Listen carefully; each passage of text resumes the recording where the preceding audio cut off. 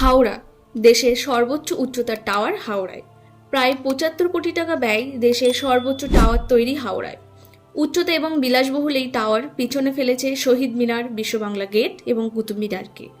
বাংলার দুই যমজ হাওড়া এবং কলকাতা শহর পাখির চোখে দেখার সুযোগ পাবেন মানুষ। এর খুব কাছেই রবীন্দ্র সেতু, সামান্য দূরত্বে বিদ্যাসাগর সেতু। তবে টাওয়ারের মাথায় চললে সবকিছুই চোখের সামনে ভাসছে।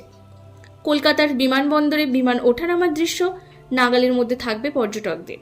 টেলিস্কোপের সাহায্যে বিমান ওঠানামার দৃশ্য এখান থেকে স্পষ্ট চাক্ষুষ করতে পারবেন মানুষ। টাওয়ার থেকে স্পষ্ট হুগলি নদীর সৌন্দর্য। 4টি ডেকের মধ্যে 150 আসন বিশিষ্ট ঘূর্ণীয়মান রেস্টুরেন্ট, যেখানে বসে খাওয়ার সঙ্গে সম্পূর্ণ শহর দেখার সুযোগ। একই সঙ্গে বাঙ্কোয়েট থাকছেন এই টাওয়ারে। টাওয়ারের টপ ডেকে খোলা আকাশের নিচে প্রায় 200 জন মানুষ দাঁড়াতে পারবেন।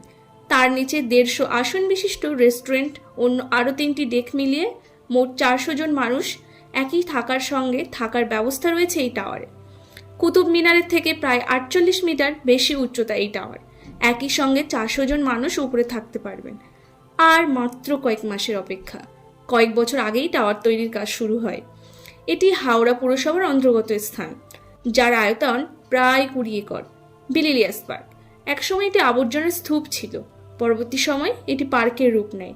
বেলিলিয়াস পার্ক অল্প দিনেই জেলার মানুষের কাছে দারুণ পছন্দের হয়ে ওঠে। এবার হাওড়ায় বেলিলিয়াস পার্ক দেশ ও বিদেশের মানুষের কাছে আরও আকর্ষণীয় হতে চলেছে।